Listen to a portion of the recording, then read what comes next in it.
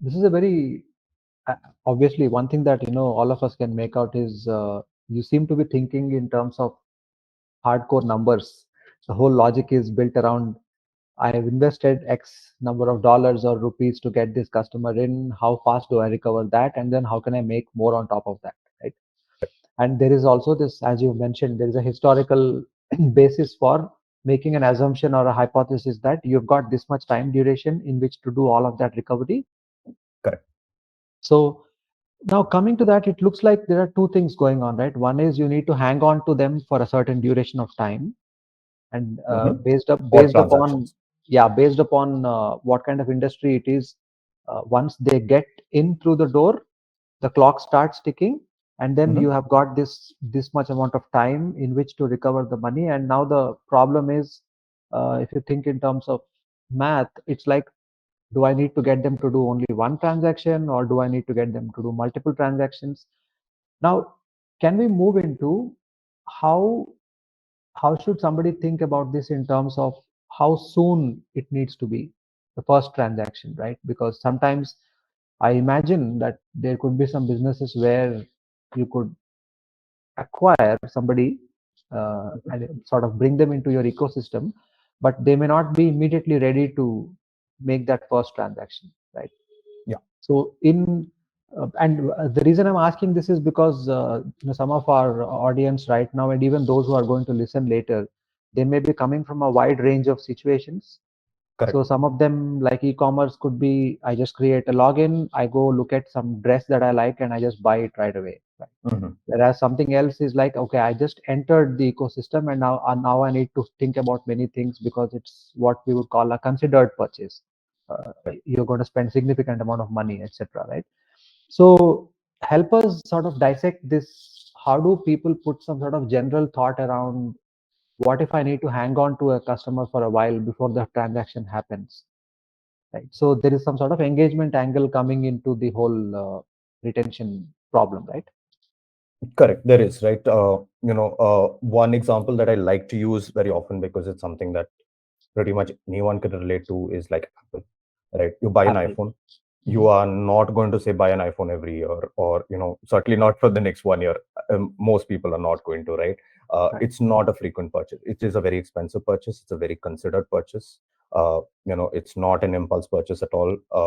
So they have that kind of a problem where it's not someone that you can come in, and everything is expensive in Apple, right? So that speaks exactly to your point.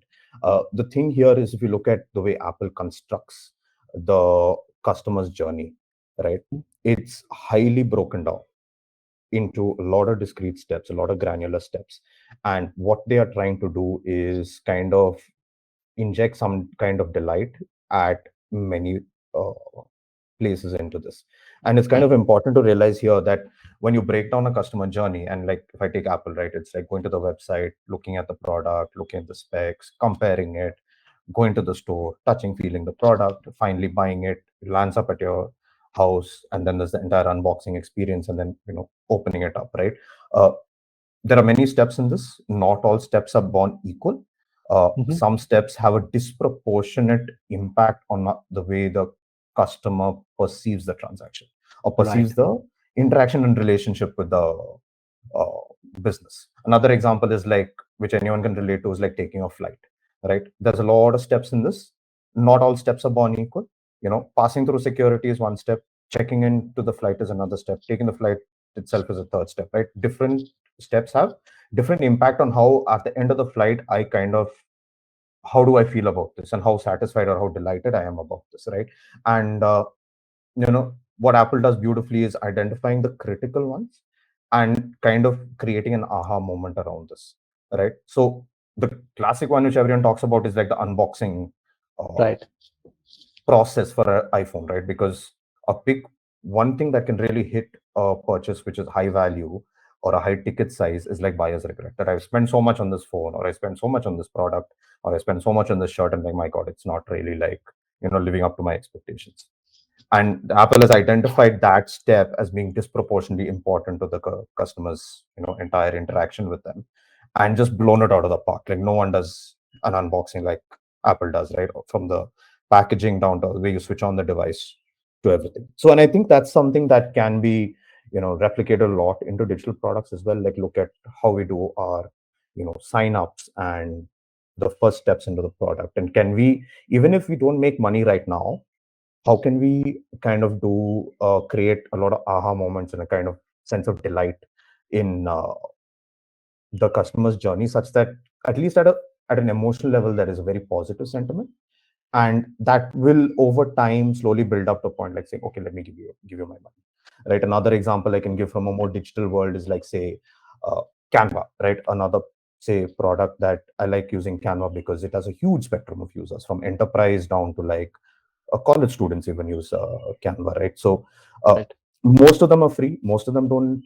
Canva doesn't earn a single rupee or cent off them. But the way they've delivered the product journey across how you make the product, there's a lot of delight. There's a lot of discovery. There's a lot of, wow, cool, I didn't know I could do that. Or, oh wow, this looks amazing, right? There's a lot Right. of that Right. Yeah. happening. And then when you finally make something, there's a huge sense of like joy and satisfaction that comes out of that.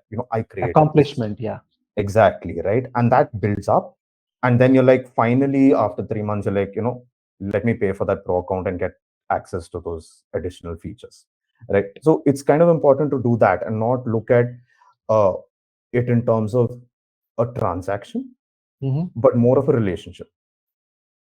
It's like almost like a, okay, the transaction is out there in the future, but how can you generate that hope in the customer that while I know that you have not made up your mind to go with me yet, but I'm going to sort of prove how good I am right from the go, that chances are that, there's a high probability that you'll end up going with me after that X number of days or months or weeks, right? Correct.